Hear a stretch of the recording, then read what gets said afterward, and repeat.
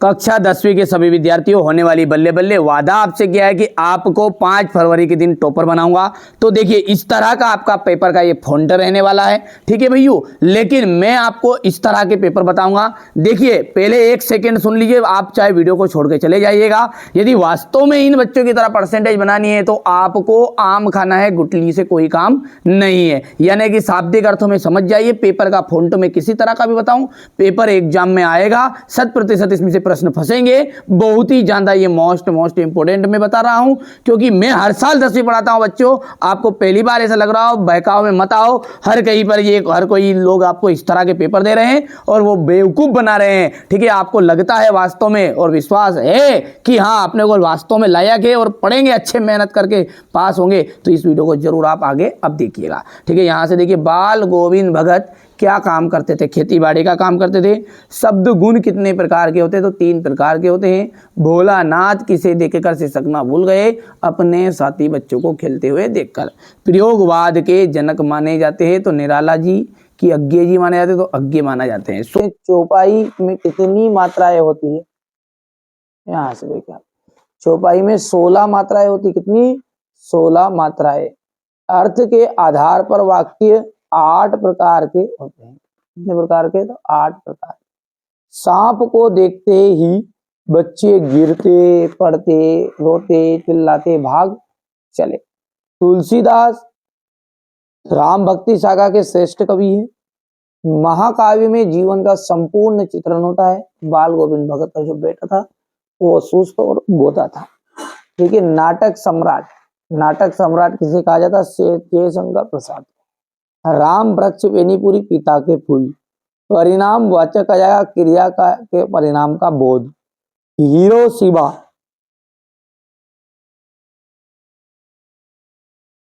रेलगाड़ी पर लिखा हुआ, ठीक है। वाराणसी उत्तर प्रदेश, जयशंकर प्रसाद का जन्म स्थल। और आवश्यकता से अधिक बढ़ा चढ़ाकर कहना, वो हो जाएगा आपका अतिशयोक्ति अलंकार, ठीक है। जैसे आप कहते ना अपन, ठीक है, बड़ी अचानक नदी पार के घोड़ा कैसे पार, राणा ने सोचा इस पार जब पक्षी उस पार। इसको मतलब क्या, यहाँ पर बातों को क्या बड़ी चढ़ाकर कहा है। एक से अधिक अर्थ व्यक्त करने वाले शब्दों को क्या कहते हैं? अनेकार्थी शब्द। लोकोक्ति या कहावत किसे कहा जाता है? ऐसा कथन जिसका विशेष अर्थ होता है। ड्राइवर कम गाइड का नाम क्या था? जितेन नार्गे। भयानक रस का स्थायी भाव था भय। हजारी प्रसाद द्विवेदी किस युग के लेखक हैं? तो वो है छायावाद के लेखक। सत्य और असत्य। राम पढ़ता है, प्रश्नवाचक है, असत्य है। सारे देश की आस्थाएं और अंधविश्वास एक से नहीं है। हिरोशिमा,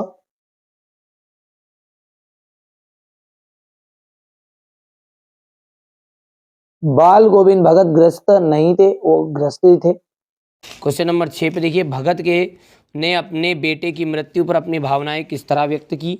ठीक है, आप तो अच्छे से कंप्लीट कर लेना, ठीक है भैया। यहाँ से अभी सारा सॉल्यूशन आपको अगले वीडियो में कवर कराऊंगा, मैं सबको समझाऊंगा जिस तरह से विकल्प रिक्त स्थान समझाएं। चलिए यहाँ से आप तो स्क्रीनशॉट ले लो जब तक आप बढ़िया से ना। ये देखिए क्वेश्चन नंबर 13 हो गया है।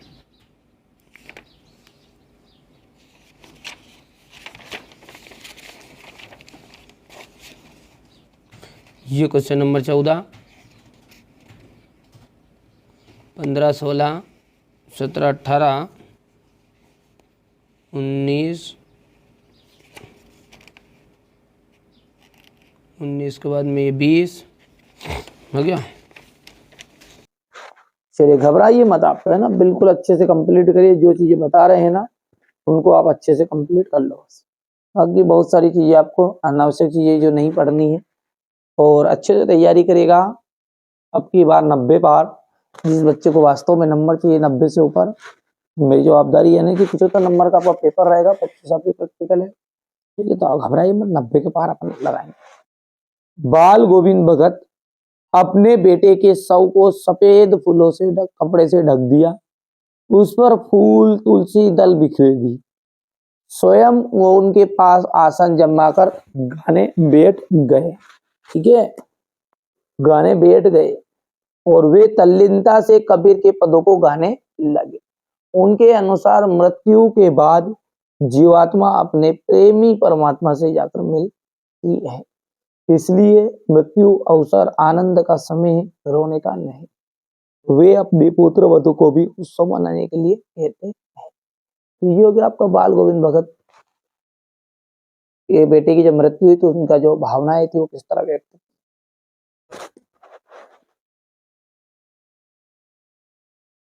क्वेश्चन नंबर आपका जो 6 का अथवा है, बिस्मिल्लाह खां की व्यक्तिगत की विशेषता है।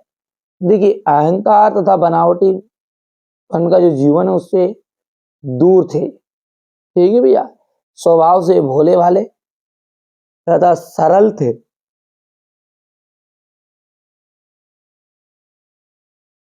सादा जीवन जीते थे ये, ठीक है। यहाँ पर थोड़ा सा मिस्टेक कर दिया है बच्चों ने लिखने में। ये क्या जाएगा आपका सादा जीवन, सदा जीवन नहीं है ये ना, कैसा है सादा जीवन, तो ये बड़ा की मात्रा है, ठीक है भैया। सादा जीवन जीते थे। अब यहां से आप देख सकते हैं ये क्वेश्चन नंबर 7 है। बढ़िया से आप तो कंप्लीट कर लेना स्क्रीनशॉट के माध्यम से, आप पूरा आप तो कंप्लीट करो, है ना।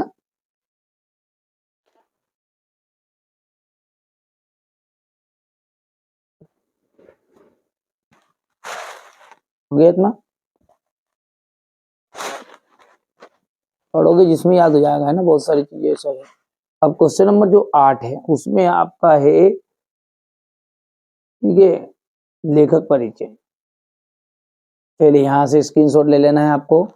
ये अपने एमपी बोर्ड में यहाँ से आता है रचनाओं से, ठीक है। इसके बाद में ये आपकी भाषा से लिया जाएगी।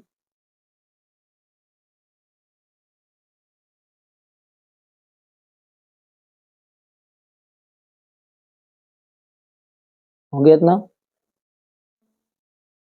इसके बाद में ये साहित्य में स्थान, और यहाँ से आपका जो अगला है, ठीक है, भदंत आनंद कौशल्यान का। तो ये आपका जीवन परिचय इतना है, यहाँ से करना है कंप्लीट। रचनाएं ये रही, जो भूल न सका, कहा कहा क्या देखा, ठीक है, यदि बाबा ना होते, रेलगाड़ी की टिकट, बहाने बाजी, ठीक है। तो ये आपकी भाषा शैली हो गई यहाँ से, और ये शैली,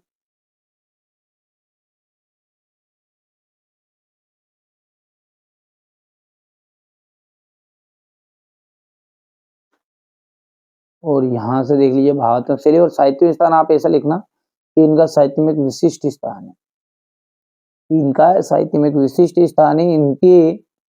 इनके सहयोग के लिए हिंदी साहित्य ने सदाई स्मरणीय करेगा, ठीक है। चलिए, तो इसके बाद में हम क्वेश्चन आगे की बात करें तो ये अगला क्वेश्चन क्या है आपका, क्वेश्चन नंबर 9 है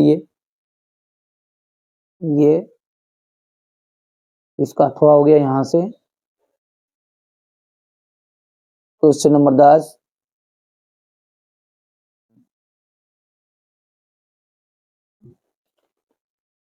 ये अथवा हो गया यहाँ से। ये क्वेश्चन नंबर 11 हो गया, और ये आपका क्वेश्चन नंबर 11 का अथवा। अब आगे की बात करें अपन तो क्वेश्चन नंबर जो 12 है इसमें आपको एक तो मंगरेश डबराल, तो ये मंगरेश डबराल का जो जीवन परिचय दिया है, तो यहाँ से आप पढ़ सकते हैं। ये वैसे जीवन परिचय यहाँ से पूछता नहीं, काव्यगत विशेषता से पूछता है, रचनाएं।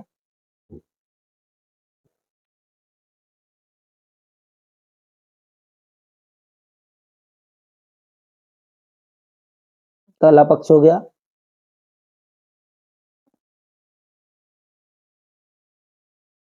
यहाँ से ये साहित्य में स्थान। और मंगरेश डबराल के बाद में एक और है इसका सूर्यकांत त्रिपाठी निराला। ये सूर्यकांत त्रिपाठी निराला हो गया, यहाँ से हो गया। ये इनकी रचनाएं हो गई,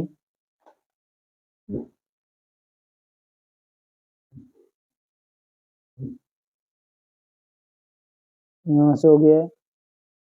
ये कला पूछी है।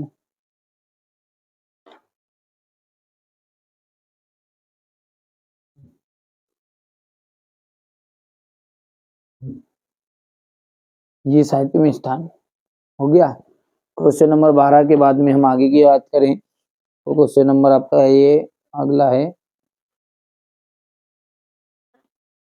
क्वेश्चन नंबर 13, लक्ष्मण द्वारा वीर योद्धा के संबंध में बताई गई दो विशेषताएं लिखिए। तो वीर कभी भी अपनी वीरता का वर्णन नहीं करते, ठीक है, अपने ऊपर अभिमान नहीं करते, वीर योद्धा विनम्र और धैर्यवान तथा गंभीर होते हैं।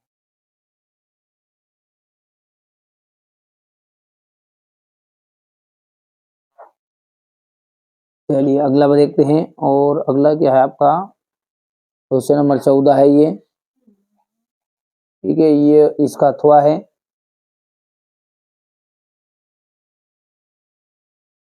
यहाँ से देख लीजिए तो पाठी मुक्तक और गेय मुक्तक में अंतर है अगला, ठीक है, ये आप यहाँ से बढ़िया से कंप्लीट करना है आपको, ठीक है। बहुत सारी चीजें क्या है यहाँ पर थोड़ा सा बच्चे ने छोड़ दी, तो जहाँ पर जो नोट से मिल रहे हैं वहां से कंप्लीट करा रहा हूँ।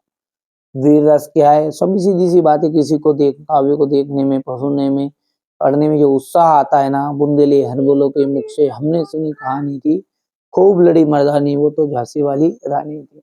ये देखिए एक गलती यहाँ पर बच्चे ने कर दी कि ये कहानी जो है ना ये यहाँ पे लिखा है, यानी जो एक लाइन है ये अंतराल है, ये अंतराल जिसे अपन बोलते हैं अंतराल, ये अंतराल एक ही लाइन का होना चाहिए, कहानी थी ये पूरी, और दूसरी लाइन में वाली रानी थी, ये इसी बात, तो है ना आप ध्यान रखना है छोटी छोटी चीजों का, है ना।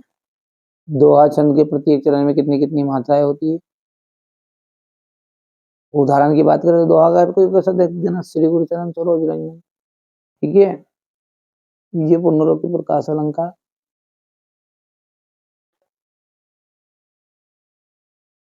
अगला आपका कहानी और उपन्यास में अंतर, थोड़ा सा बड़ा लिखना है, यहाँ पर बच्चों ने 2 लिख दिया, जैसे सर्च करोगे वो कंप्लीट कर मिल जाएगा ना। तो ये एकांकी किसे कहते हैं, 2 एकांकीकारों के नाम और उनकी रचनाएं।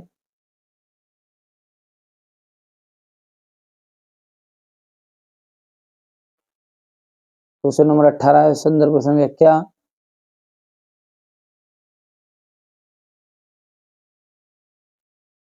इसके बाद में ये अथवा जाएगा। अच्छा क्वेश्चन नंबर 18 से आपको पहले एक बार स्क्रीनशॉट दे दूं, है ना।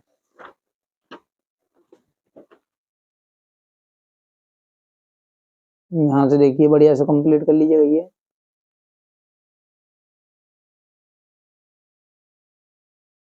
हो गया। इसके बाद में ये हो गया भैया। तो ये अपन ने मेरे आपका क्वेश्चन 18 से बता दिया, स्क्रीनशॉट दे दिया है, यहाँ से करना है ना, ये यहाँ से